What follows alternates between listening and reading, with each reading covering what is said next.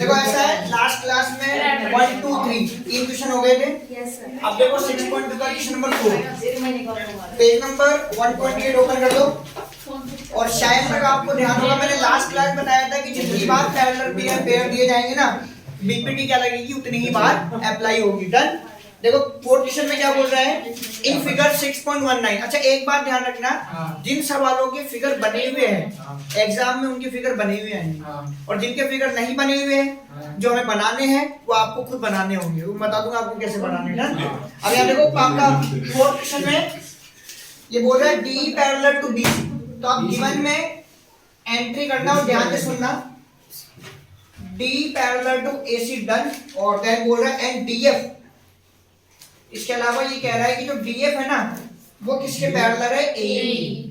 और आपको कह रहा है टू प्रूफ। और आपका जो टू प्रूफ वाला पार्ट है वो कह रहा है proof that DF upon F E, DF upon F E किसके बराबर आएगा, बीई अपॉन ईसी। देखो एक बात ज्योमेट्री के सवाल में खास बात क्या है, गिवन सवाल में होता है, टू प्रूफ सवाल में होता है, इवन डायग्राम भी होता है सवाल में जिसमें दे रखा है। तो हमारा एक्चुअली में क्या है, अगर हम गिवन लिख देते हैं, टू प्रूफ लिख देते हैं, डायग्राम बना देते हैं, तीनों आपके पास क्वेश्चंस में होते हैं ऑलमोस्ट हर बार। ये दो तो होते ही होते हैं, ये हो या नहीं हो, ज्यादातर ये भी होता है। एक कंस्ट्रक्शन, इतनी सी एंट्री के भी मार्क्स मिलते हैं आपको, बोर्ड एग्जाम में भी नंबर मिलेंगे। जैसे 2 नंबर का सवाल है तो ये 1 2 3 चीजें करने पर हो सकता है टीचर आपको आधा नंबर दे दे, आपने क्या हो सकता है 1 नंबर दे दे। डिपेंड्स करेगा टीचर के मूड पर भाई, डिपेंड्स करेगा टीचर के मूड पे। सीधी सी बात है, अगर बीवी से लड़ाई नहीं हुई है तो 1 नंबर दे देगा, लड़बड़ की कॉपी चेक कर रहा है तो भैया आधा भी नहीं देगा।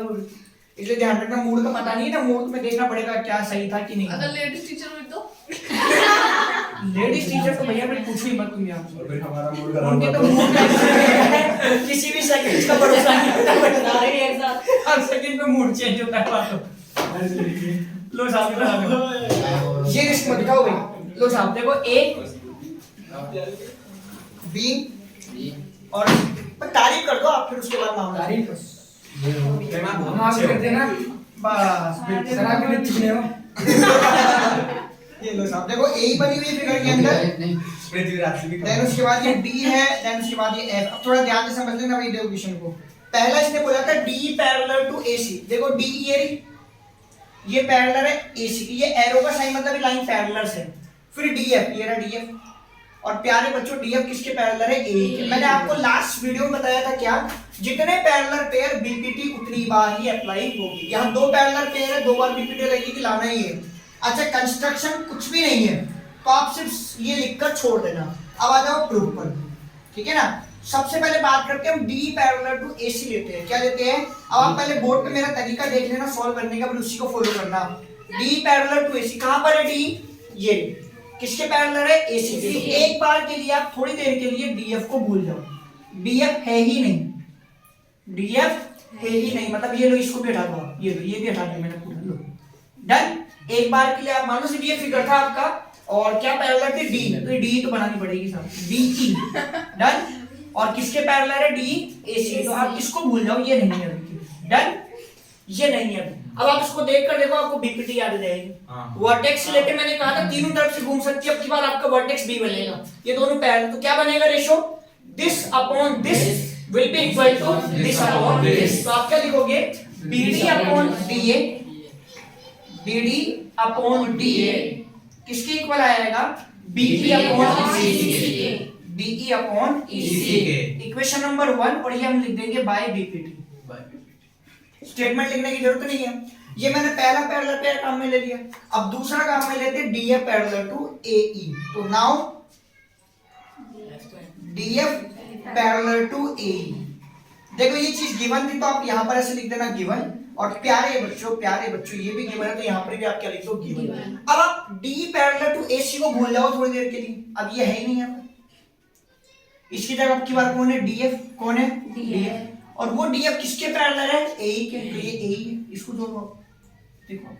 अब आप थोड़ी देर के लिए इसको भूल जाओ, जैसे मैं आपको सिखा रहा हूं इसी तरह से प्रैक्टिस करना। थोड़ी देर के लिए इसको भी हटा दो, ये कुछ है ही सिर्फ इतना सा डायग्राम है।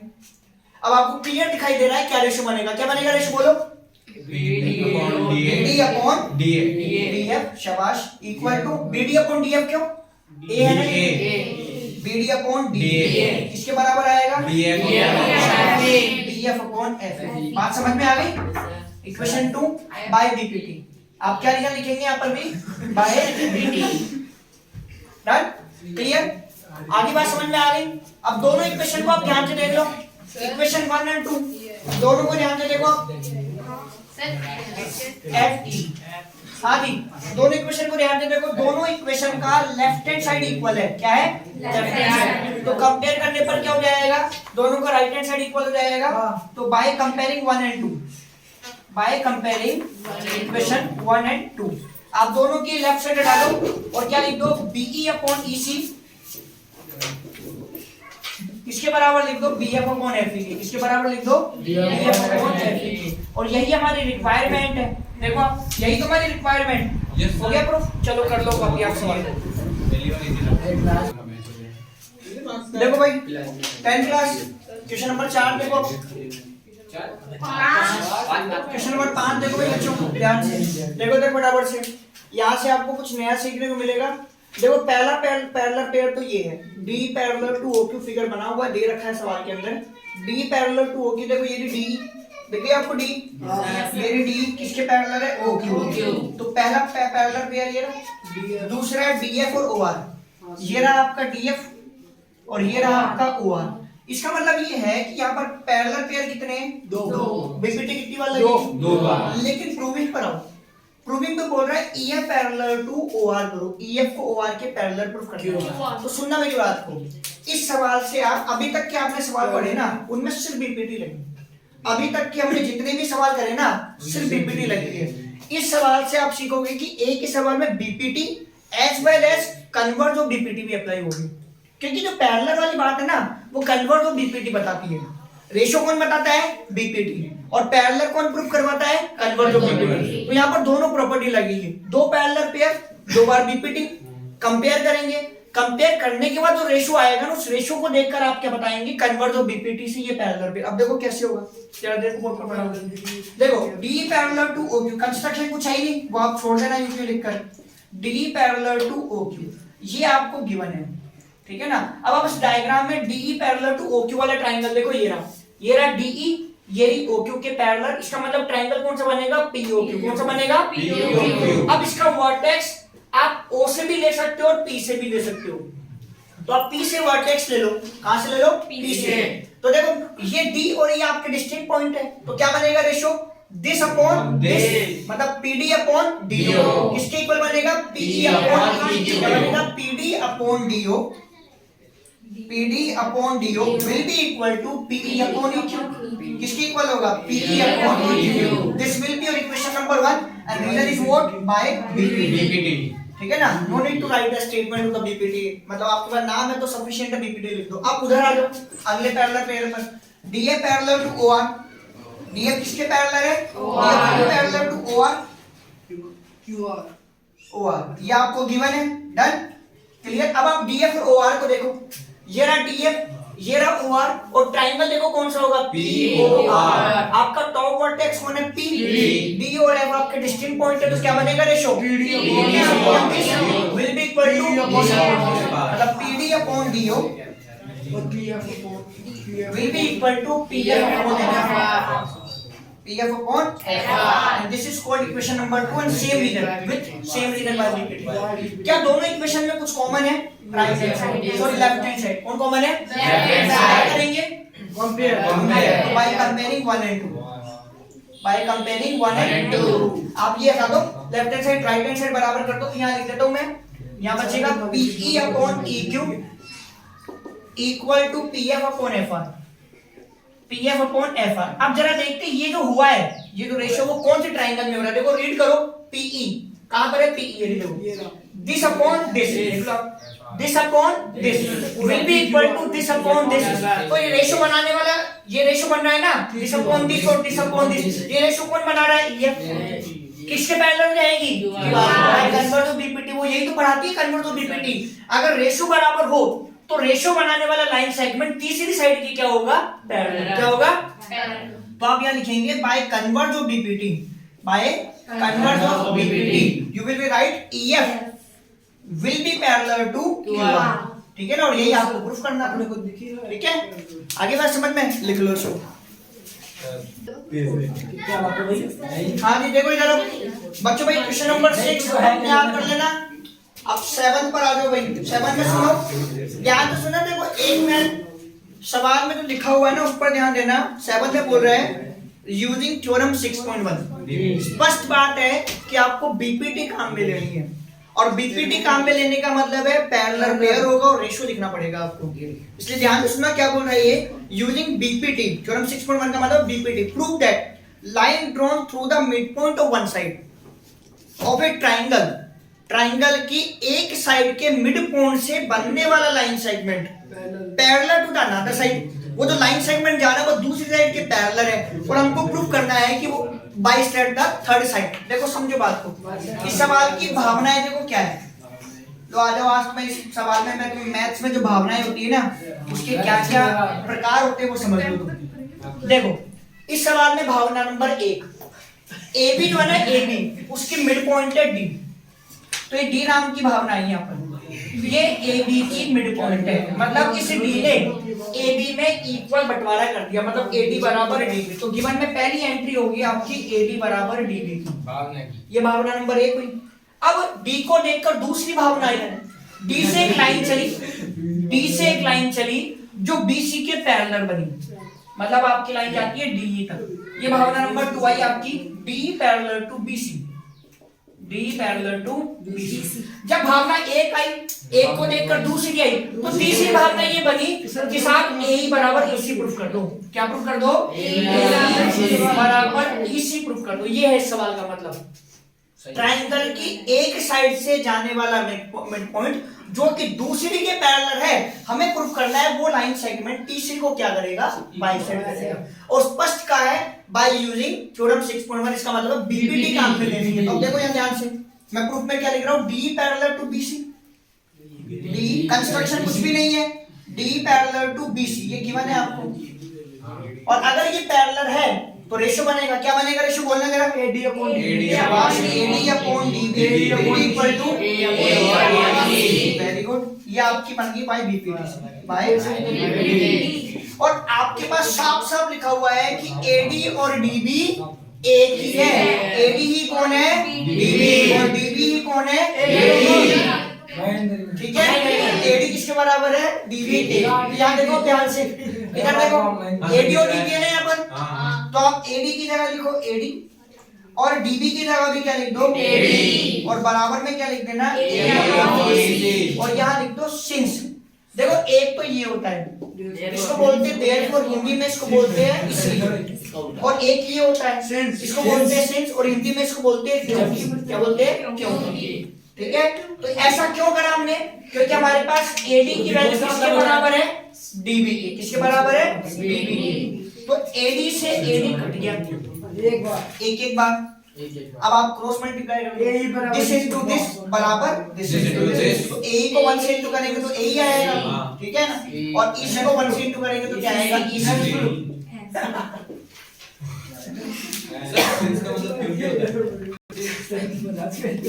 देखो नेक्स्ट, ये क्वेश्चन नंबर 7 की बात हुई।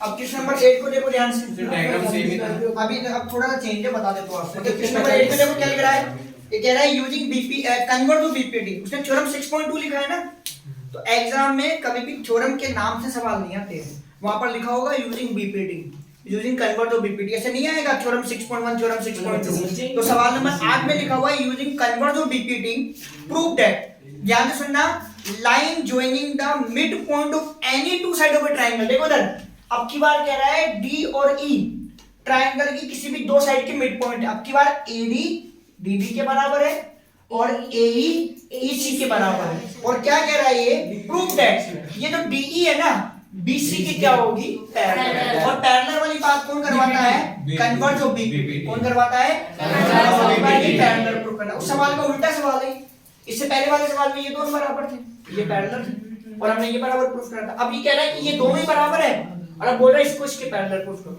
ठीक है ना। अब आप गिवन में क्या लिखना, एडी बराबर डीबी, एक तो आप ये लिख दो एडी बराबर डीबी, एंड आप लिख दो एई बराबर ईसी, ये आप गिवन में लिख दो, क्लियर। अब यहां देखो प्रूफ ध्यान से, कंस्ट्रक्शन कुछ है ही नहीं, अब प्रूफ देख लो आप। मैं लिखता हूँ AD अपॉन DB। मैं यहाँ पे क्या लिखता हूँ? मैंने AD अपॉन DB लिखा। इसके बाद मैंने लिखा वापस से इसके बराबर में क्या लिख रहा हूँ? वो देखो AD की जगह AD, लेकिन DB की जगह क्या लिख रहा हूँ मैं? क्या लिख रहा हूँ? यहाँ पे लिख दिया मैंने सिंस AD किसके बराबर है? DB। ये गिवन था। इसका मतलब है काटने पर वैल्यू कितनी है? 1/1। मतलब कितना रेशो बना इसका? 1/1। क्या रेशो बना? 1/1। इक्वेशन 1। अब मैं उधर आता हूँ A अपॉन EC निकालता हूँ। क्या निकालता हूँ? A upon EC। ऊपर देखो वो साफ साफ मेंशन है A और EC बराबर है, तो मैंने A की जगह तो A लिखा, लेकिन EC की जगह मैं क्या लिख दूंगा? क्या लिख दूंगा? यहाँ लिख दिया सिंस, क्योंकि A किसके बराबर था? EC के। अब से फिर ये कट गया। कितनी बार कट गया? एक बार 1/1। Equation number 2। 1 और 2 को ध्यान से देखो, दोनों की वैल्यू किसके बराबर है? 1/1। ये लेफ्ट लेफ्ट और ये राइट राइट। कौन सा साइड बराबर है?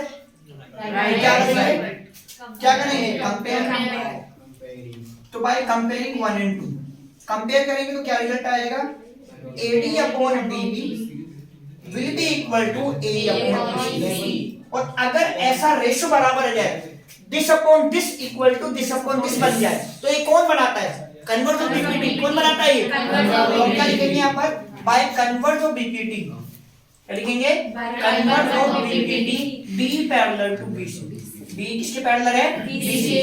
तो जब भी चैप्टर 6 में पैरेलल बात प्रूफ करने की आ जाए, क्या बात प्रूफ करने की आ जाए? वो भी ट्रायंगल के अंदर, तो 100% आपको कन्वर्ज ऑफ BPT लगानी है। क्या लगानी है? कन्वर्ज ऑफ BPT लगानी है। लिख लो।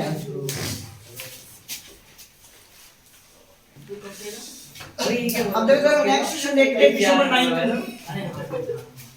तो भाई 10 क्लास लो पब्लिक सुनो।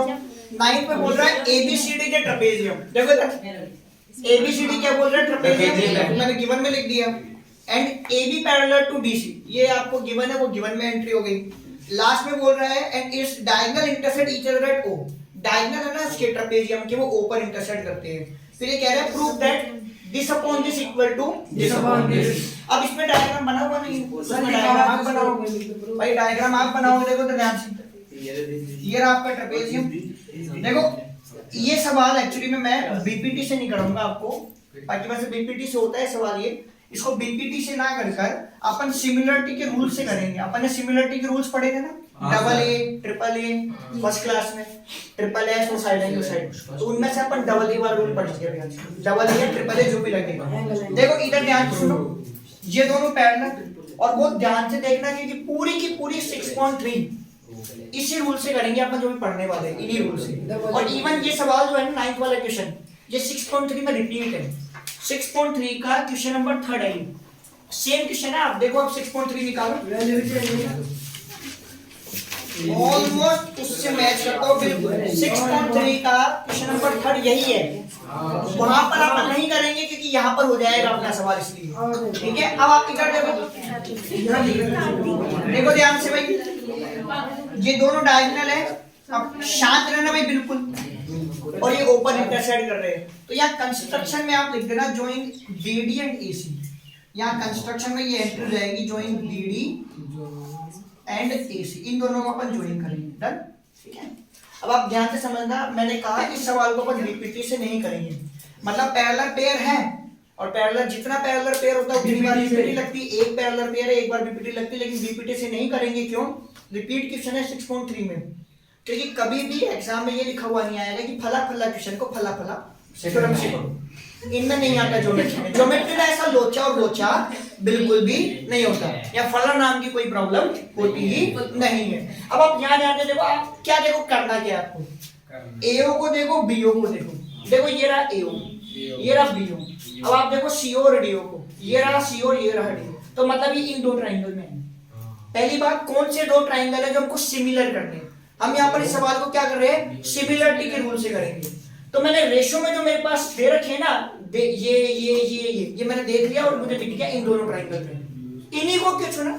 आपका प्रश्न ये भी तो हो सकता है कि सर ये तो इनमें भी आ रही है, तो रीजन इनको नहीं चुनने का, ये लाइनें पैरेलल नहीं है। क्या नहीं है? तो मैं जो दे रखा है ना, ज्योमेट्री में एक ब्रह्मास्त्र होता है, वो ब्रह्मास्त्र होता है कि जो गिवन होता है ना, वो 101% काम में आता है, अदरवाइज सवाल सॉल्व नहीं होता है। तो गिवन कौन है? Parallel pair. तो 1001% ही काम में आएगा तभी सवाल करेक्ट होएगा आपका। तो अभी कराओ ध्यान से, देखो ये एंगल 1 जो है ना प्यारे बच्चों एंगल 2 के बराबर है। अब देखो जेड शेप आ रही उल्टी जेड, जब दो लाइनें पैरेलल होती है तो जेड शेप बनता है। क्या बनता है? जेड शेप, जिसको बोलते हैं ऑल्टरनेटिव इंटीरियर एंगल। क्या बोलते हैं? ये जेड है उल्टा, तो एंगल 1 किसके बराबर है? एंगल 2 के। तो 1 बराबर है प्यारे बच्चों 2 के, इसका नाम हुआ एआई। क्या नाम हुआ? एआई। अब एक और जेड बन रहा है सीधा वाला, ये देखो एंगल 3 किसके बराबर आएगा? एंगल 4, सीधा जेड दिख रहा है। तो एंगल 3 किसके बराबर आ जाएगा? Angle 4, AI. भाई इस चैप्टर को बहुत अच्छे से मेहनत करना, तो 4 नंबर या 5 नंबर या 10 नंबर का जो भी वेटेज है वो आएंगे नहीं, आप लोगों के मार्क्स नहीं आएंगे इस चैप्टर के बिना प्रैक्टिस करें। वैसे मेरा काम अब हो गया, मैं डबल ए से इसको सिमिलर कर सकता हूँ, लेकिन मैंने क्या कहा था पढ़ाते समय, अगर आपको 3 एंगल पता हो तो तीसरा एंगल लो आप, आपका काम डबल ए से भी हो जाएगा। लेकिन अगर हमें पता है तीसरा एंगल इसमें है तो हम तीसरा एंगल भी लो। इसमें तीसरा एंगल आपको दिखाई दे रहा है कौन सा? ये रहा, देखो ये आपका हो गया कौन सा नंबर? 5, ये ओ है आपका, और ये नाम हो गया 6। क्या नाम हो गया इसका? 6। क्लियर? 5 बराबर 6। क्यों बराबर है 5 और 6? क्योंकि ये है वर्टिकल अपोजिट एंगल। कौन सा एंगल है? एक्स शेप में बनते हैं, ये बराबर होते हैं एक्स शेप वाले एंगल। क्लियर? इनको बोलते हैं vertical opposite angle. Hope so बात समझ में आ गई होगी। अब प्यारे बच्चों एक बात और कही थी क्या मैंने, कि जब कॉन्ग्रुएंसी ऑफ ट्रायंगल करते हैं ना तो नाम कुछ भी लिख दो, रत्ती भर भी फर्क नहीं पड़ता है। लेकिन सिमिलरिटी ऑफ ट्रायंगल जब हम करते हैं ना तो उसका नाम लिखना सबसे महत्वपूर्ण काम होता है। अगर वो आपने गलत लिखा है ना तो सारा काम मतलब गड़बड़ हो जाएगा। कैसे? देखो इधर ध्यान से देखो, 1 3 5, आप इसको देखो सिर्फ, ये अपने आप बन जाएगा। क्या देखो आप, 1 3 5, 1 पर कौन है? ए। 3 पर कौन है? ए। 5 पर कौन है? ओ। तो प्यारे बच्चों मैं पहले तो यहाँ पर लिखूंगा तीनों एंगल लिए है तो bye triple A similarity rule. अब ट्रायंगल का नाम 1 3 5, 1 3 5 मतलब एबीओ। क्या नाम आएगा? ABO similar. दूसरा ट्रायंगल आ जाओ, इधर नाम है 2 4 6, ये रहा 2 4 6 सीडीओ। क्या नाम आएगा? सीडीओ। क्लियर? अब मैंने आपको फर्स्ट लेक्चर जो हुआ था मैंने वहां बताया था अगर दो ट्रायंगल सिमिलर हो जाए तो 2 आउटपुट हमको मिलते हैं। याद है किसी को वो 2 आउटपुट क्या क्या थे? आउटपुट नंबर 1, अगर सिमिलर है साइड आर इन प्रोपोर्शनल। याद आया? बताया था ना आपको, अगर 2 ट्रायंगल सिमिलर हो जाए तो उनकी साइड क्या होती है? प्रोपोर्शनल में होती है। दूसरा, उनके कोरिस्पोंडिंग एंगल क्या होते हैं? बराबर होते हैं। तो यहाँ पर एंगल की नीड नहीं है क्योंकि हमें तो साइड चाहिए। क्या चाहिए? रेशो में चाहिए। अब हम लिखेंगे कैसे रेशो? मैंने वो भी आपको सिखाया था अच्छे से। क्या बताया था? This upon this, AB upon CD will be equal to this upon this, DO upon DO, और will be equal to this upon this, मतलब AO अपॉन CO।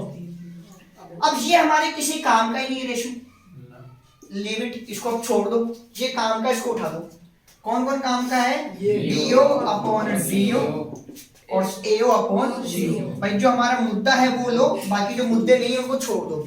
अब क्या ये इससे मैच हो रहा है? क्या गड़बड़ है? ये AO ऊपर आ रहा है और BO नीचे। तो देखो यहाँ पर अगर ये BO और CO आपस में इंटरचेंज हो जाए, क्या हो जाए? CO तो चला जाए BO की जगह, क्योंकि क्रॉस में है ना, क्रॉस में जा सकते हैं, ऐसे क्रॉस में जा सकते हैं। तो BO को भेज दो यहाँ और CO को भेज दो यहाँ, तो आपका क्या हो जाएगा? CO तो आ जाएगा इधर, DO आपका अपनी जगह है और BO आपका AO तो अपनी जगह है, और BO की जगह ये CO की जगह कौन आ जाएगा? BO। अब बोलने में तो उसको बोल दो हाफ क्रॉस मल्टीप्लिकेशन, लेकिन ऐसा कुछ होता नहीं है। बस ये आपने क्या करा है, सवाल के अकॉर्डिंग, प्रूविंग के अकॉर्डिंग आपने सेट कर दिया है, इसको इंटरचेंज कर दिया इन दोनों को आपस में, है ना, हाफ क्रॉस मल्टीप्लाई कर दिया, लेकिन ऐसा कुछ होता नहीं है। ठीक है ना, आपने सवाल के हिसाब से सेट कर दिया है, और यही हमारी प्रूविंग थी। ये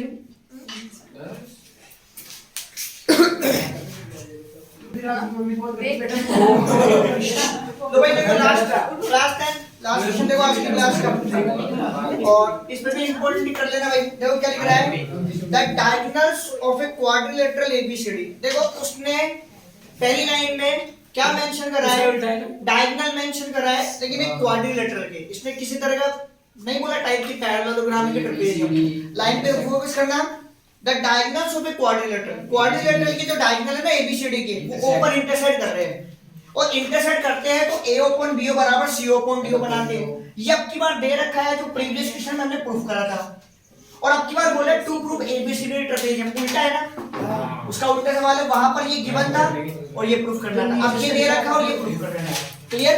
अब देखो कंस्ट्रक्शन क्या हो रहा है वो ध्यान से देखो, आप बोर्ड पे देखना ध्यान से।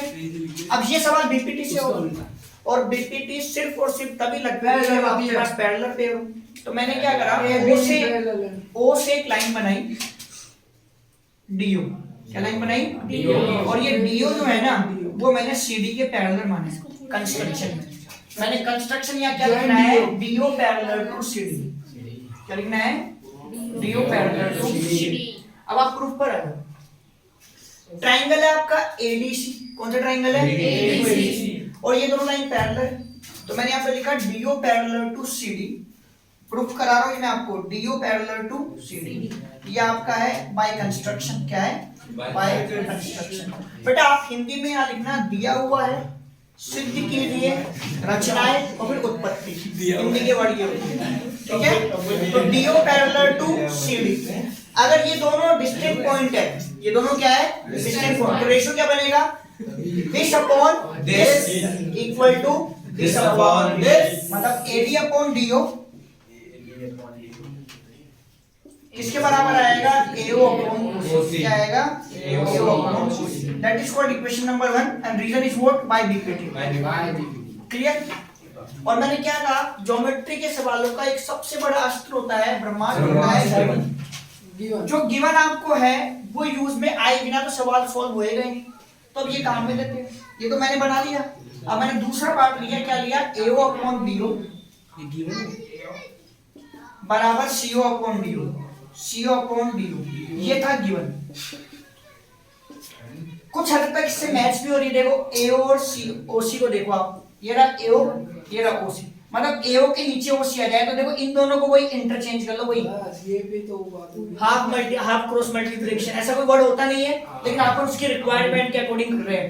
तो एओ की जगह एओ, बीओ चला जाएगा सीओ की जगह, सीओ आ जाएगा बीओ की जगह, बराबर यहां चला जाएगा बीओ और अपॉन में DO. That is called equation number 2। Equation 1 and 2 AO upon OC और एओ अपॉन ओसी सेम आ रहा है, अब कंपेयर कर लो बाय कंपेयरिंग 1 एंड 2। ये तो हटा दो और एडी अपॉन डीओ को मैं यहां लिख देता हूं, एडी अपॉन डीओ किसके बराबर लिख दो साहब, एडी अपॉन डीओ को बीओ अपॉन डीओ के बराबर लिख दो। किसके बराबर लिख दो, बीओ अपॉन डीओ। कहां पर है एडी, ये रहा एडी अपॉन डीओ, कहां पर है, देखो ये रहा बीओ अपॉन ओडी।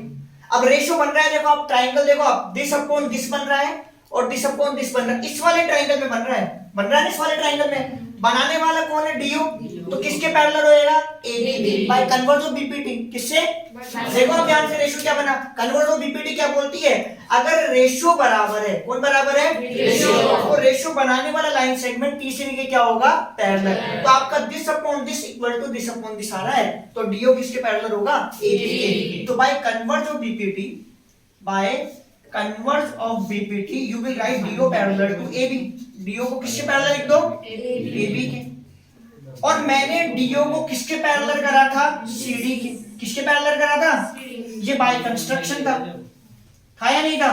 अब देखो डीओ एबी के भी पैरेलल, डीओ सीडी के भी पैरेलल, इसका मतलब क्या हो गया कि एबी किसके पैरेलल आ गई, सीडी की। देखो डीओ एबी के पैरेलल है, डीओ सीडी के, एक कॉमन साइड है ये जो इसकी भी पैरेलल है और इसकी भी पैरेलल है, तो इसका मतलब है this implies that what, AB parallel to CD।